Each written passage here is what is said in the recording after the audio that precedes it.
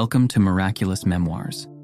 Today's powerful testimony is by a beautiful singer named Sarah, who was bound by adult content, lust, and swinging.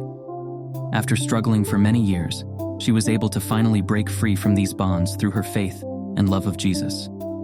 Before we begin, for those who are unfamiliar with this channel, our mission is to showcase authentic Christian testimonies from various corners of the globe, aiming to amplify the message of God's kingdom. We present testimonies about Jesus, the afterlife, heaven and hell, and other Bible-related topics in story form twice or 3 times a week. Now let's dive into today's story.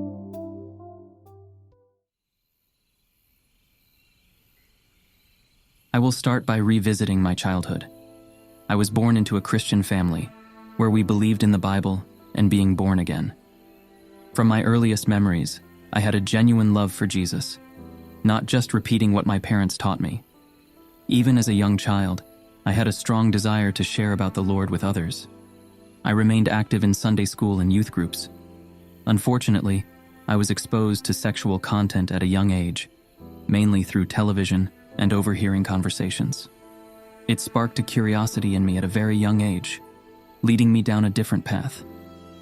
As I grew older and hormones kicked in, my curiosity intensified. I started watching porn when I was young, unbeknownst to my parents. This diverted me from church and seeking the Lord, igniting a rebellious streak within me. It is crucial to protect children from such influences, as I engaged in these activities secretly, fueling my desires. Sneaking out of the house at just 13 years old, I would meet boys in the woods. I adopted a whole new persona, resembling that of a thug. Immersed in rap music and Eminem, my parents dismissed it as a passing phase. Little did they know, it fueled my rebellious nature and fueled my disdain for the church. At one point, I even attempted to escape their control. Although they apprehended me the following day, they ultimately decided to send me away, unsure of how to handle my behavior. Thus, I was sent from New York to Texas, to a Christian disciplinary rehabilitation camp. This experience shattered me, forcing me to recognize the value of what I had back home. Moreover, it placed me in a position where I had to confront emotions I had never before confronted. I struggled to cope with my emotions, observing some girls resorting to self-harm. Thinking it might provide relief, I started cutting myself. It became a habit, a source of comfort. The more I did it, the more I craved it. Whenever anxiety or panic struck, I would discreetly cut myself with a razor in the bathroom. The cuts grew deeper over time. I vividly recall a moment when I was cutting rapidly, feeling a sinister aura enveloping me, even though there were no audible sounds. I observed nothing. It felt as though there was a presence alongside me, which was quite frightening. Consequently, I remained in that location for approximately a year. During that period, I also began to embrace my bisexuality. Upon returning home, I experienced deep depression. I adopted an emo persona, isolating myself socially and feeling emotionally closed off. I felt completely numb inside. It became apparent that I needed to cease self-harming because others were noticing and questioning it. Thus, I stopped self-harming and turned to smoking marijuana instead. I substituted one habit for another, constantly seeking to be under the influence from morning until my lunch break. After coming home from school, I started smoking cigarettes and actively sought ways to keep myself emotionally detached and sedated. This pattern persisted throughout my high school years. I idolized music, particularly Kurt Cobain and the grunge genre, and was heading down that path. At the age of 19, a friend visited me and casually mentioned that Jesus wasn't real. Strangely, his words struck a chord within me, causing me to feel upset, despite not living a Christian lifestyle or behaving as a follower of Christ. As a result, I made a decision to attend church and give it a chance. One Sunday, I went to church, and the pastor delivered a sermon about how one can become blinded by worldly possessions and desires. They will serve as distractions, hindering you from experiencing the genuine joy that God has in store for you. Upon returning home, these words echoed in my mind persistently. I couldn't shake them off. I was on the verge of smoking weed and listening to music as usual when suddenly It felt as though a veil had been lifted. This revelation occurred in October of 2007. As I glanced around my room, adorned with posters of Led Zeppelin and Jimi Hendrix, I realized I was idolizing these figures. They had become my idols. Looking at the weed, I acknowledged that I was idolizing it as well. None of these things were bringing me any fulfillment. In that moment, I called out to Jesus, expressing my desire for him to enter my life. I no longer wanted to live the way I had been living. It felt as though his spirit descended upon me at that very moment. The experience was incredibly tangible and intense. I was in tears, overwhelmed, and all the weight of depression lifted off me. The darkness stemming from self-harm, confusion, numbness, and loneliness dissipated when I cried out to Jesus. It was a remarkable transformation. Without any external prompting, I gathered all my posters, t-shirts, and CDs into a black garbage bag. I disposed of all my weed, bong, and related paraphernalia. On that day, I made the life-changing decision to quit smoking cigarettes cold turkey. It was truly a miraculous moment for me.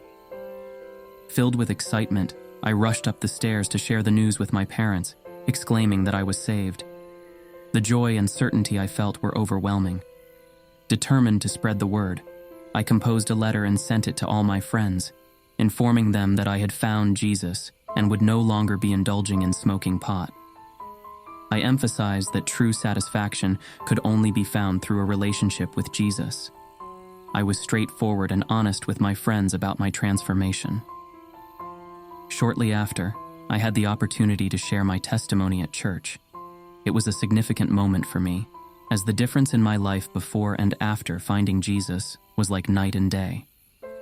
Afterward, a man approached me and revealed that he had experienced a similar transformation a year ago. We decided to join forces and evangelize together, spreading the gospel. This was an incredible opportunity, and we embarked on this journey, eventually dating and getting married within 8 months. Our marriage began on a strong foundation rooted in God.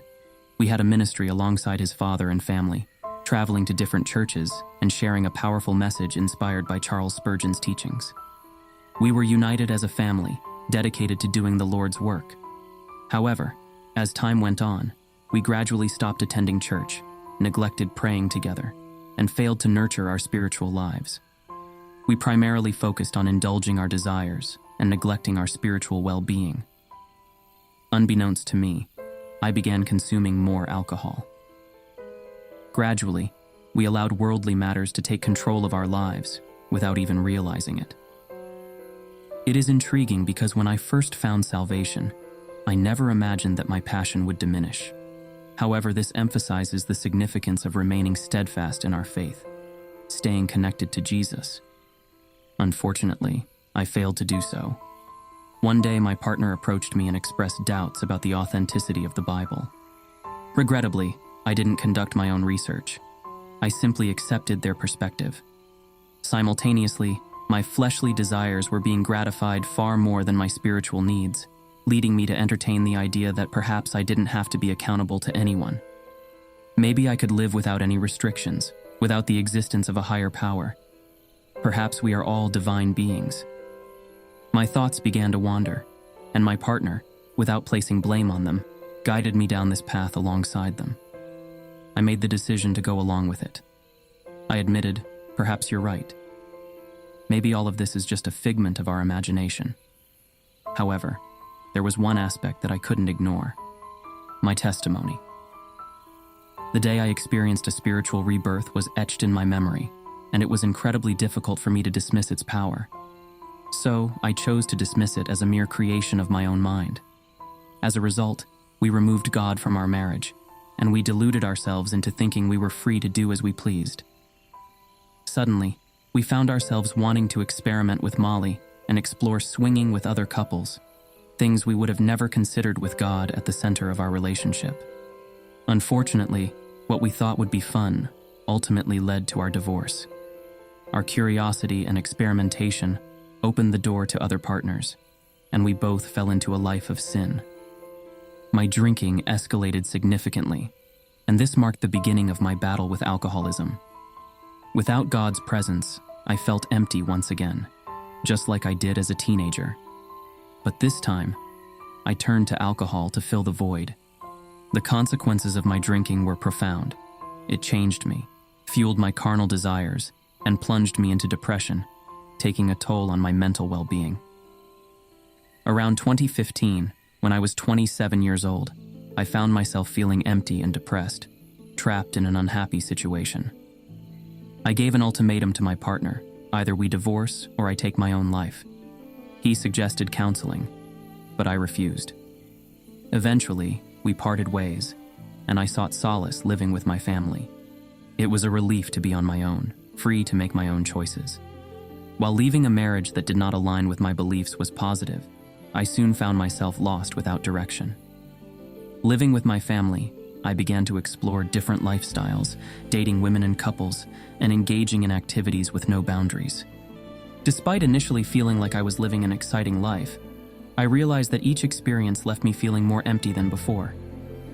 I couldn't find happiness in this cycle, leading me to consider moving to another state as a fresh start. Initially, relocating to North Carolina, a town known for its breweries, seemed like the solution to finding contentment and happiness. The city is renowned for its vibrant live music scene. During that period, my alcoholism reached its peak as I was unemployed and solely relying on credit cards for my expenses.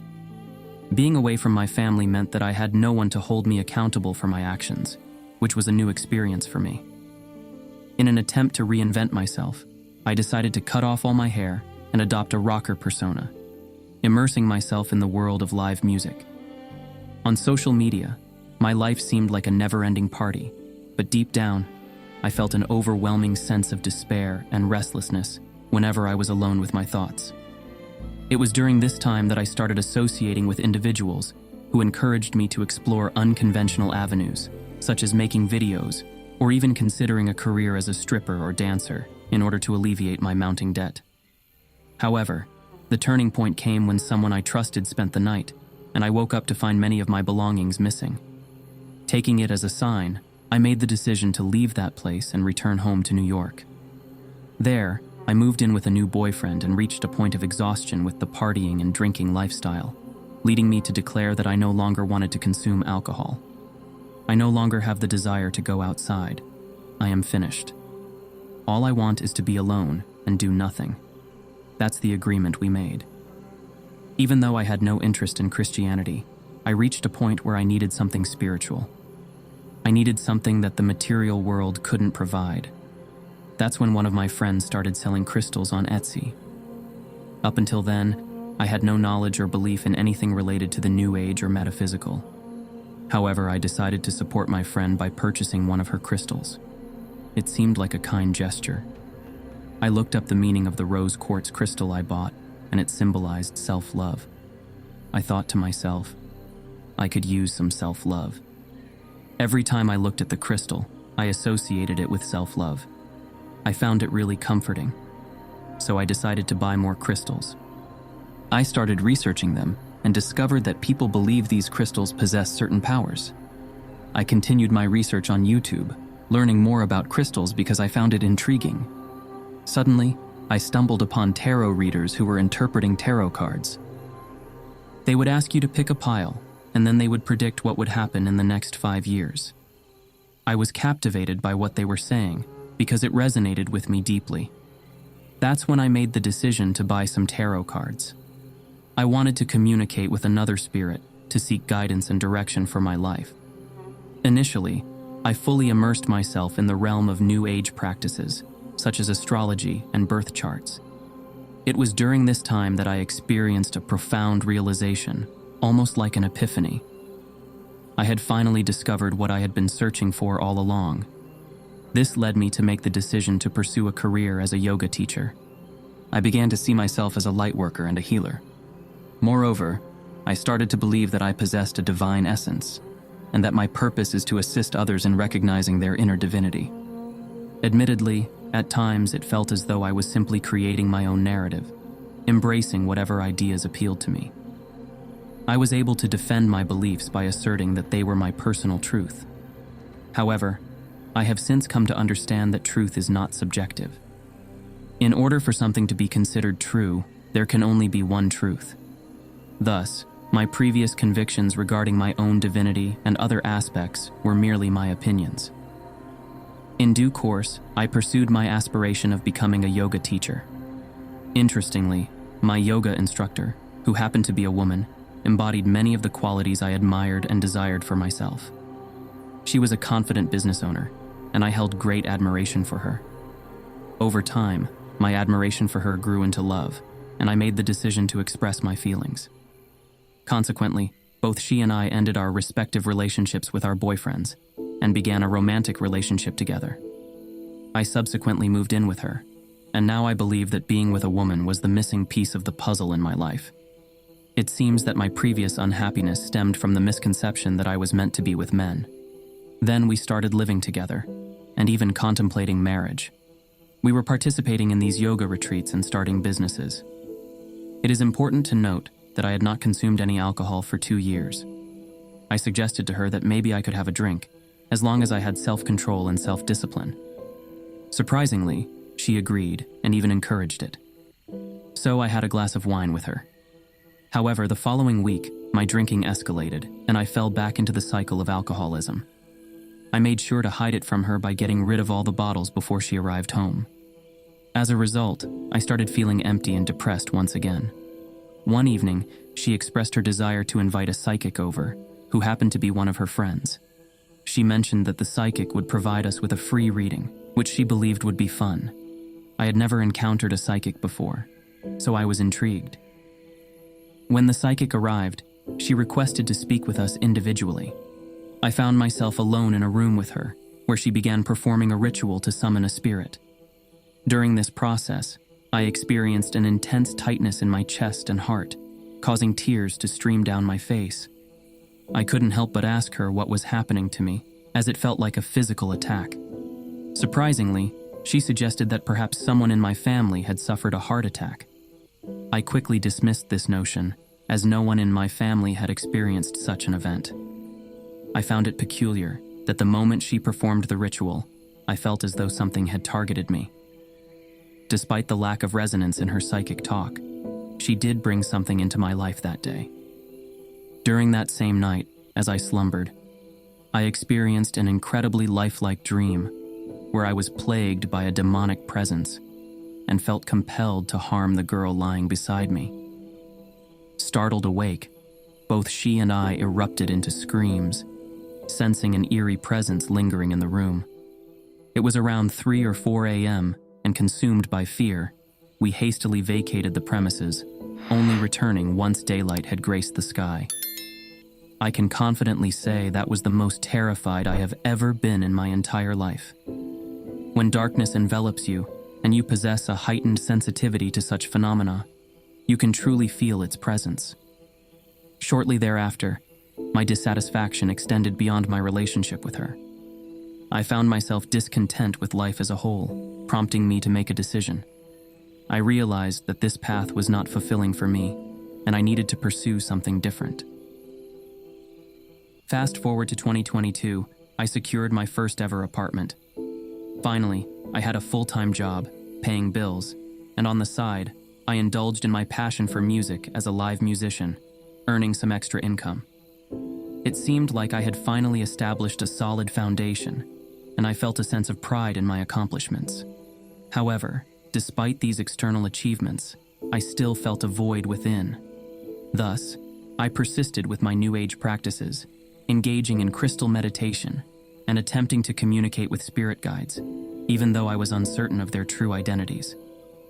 Occasionally, I would catch a fleeting glimpse of tranquility, only for it to dissipate soon after. There was nothing that would endure, so I had to continue pursuing and exploring.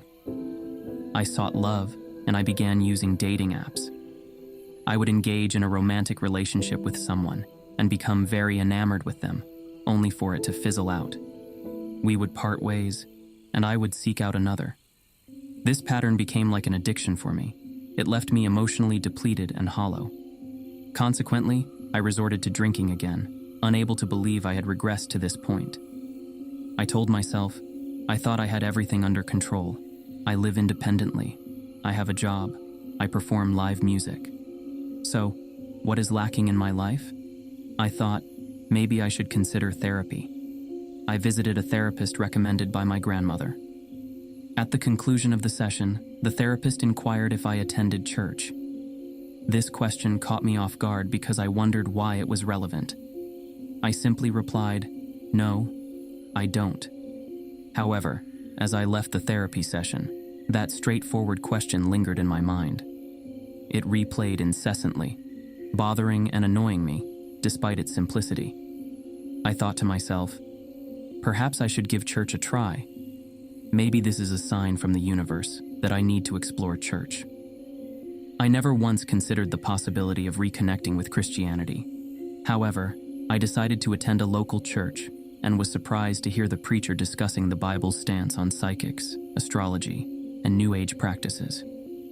These were the very things I had placed my faith in, hoping they would bring me healing and peace. Yet, I realized that they had failed to fulfill their promises. As I left the church, I pondered whether God was trying to communicate with me, revealing that He was the answer I had been searching for. It suddenly became clear to me that Jesus was what I had been missing all along. However, due to my stubbornness, I initially resisted this realization because I wanted to follow my own path. Unfortunately, my way of doing things proved to be ineffective. I tried everything, but nothing brought me true satisfaction.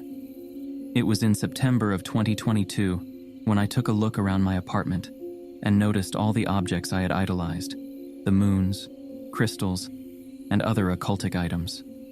I knew deep down that I had to remove these things from my life.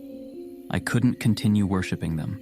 However, I hesitated to part with my crystals because I had invested a significant amount of money in them. So, I decided to keep them as mere decorations, vowing not to use them for meditation or any spiritual practices. Shortly after making this conscious decision, I had a vivid dream that left a lasting impact. In this dream, I experienced a unique state where I was both awake and asleep. The vivid imagery consisted of red eyes staring at me against a dark backdrop. Suddenly, I woke up to a voice emanating from within me, but it wasn't my own. It was a deep growl in a language foreign to me. This occurrence frightened me, yet it also revealed a profound truth. I realized that there was a spiritual battle for my soul, involving demonic forces intertwined with the New Age practices I had been engaging in. Now that I had turned to Jesus, it seemed that I had disturbed these entities. This revelation made it clear to me that there was a spiritual warfare taking place. Consequently, I decided to part ways with all my crystals the following day. I made a firm decision to fully commit myself, refusing to be lukewarm or have one foot in and one foot out. It was an all-or-nothing choice. I am grateful for that dream, as it was undeniably real and not a mere figment of my imagination. The voice that emerged from within me solidified my conviction to become actively involved in a church community. I understood the importance of anchoring myself in one place and ceasing my aimless church hopping. I recognized that my walk with Jesus would be strengthened by joining forces with other believers. As the saying goes, iron sharpens iron. Consequently, I decided to join a recovery group to address my ongoing struggle with alcohol. It took time for me to overcome that struggle. I had to develop discipline and rely on Jesus for support. I sought help from other believers, prayed, fasted, and joined a recovery group. It was through this group that I met the person I am now married to. The way it happened was quite remarkable. I prayed to the Lord, expressing my desire to only be with someone He chose for me. I surrendered to His will, even if it meant being single forever. I believe that when we surrender to God's plan, He brings us together in a way that is far better than anything we could choose for ourselves. Thank you for listening to today's testimony. If you haven't already done so, please consider subscribing and pressing the thumbs up button. Let us know what you thought of it in the comments section below. We look forward to seeing you for the next one. Until then, may the Lord be with you.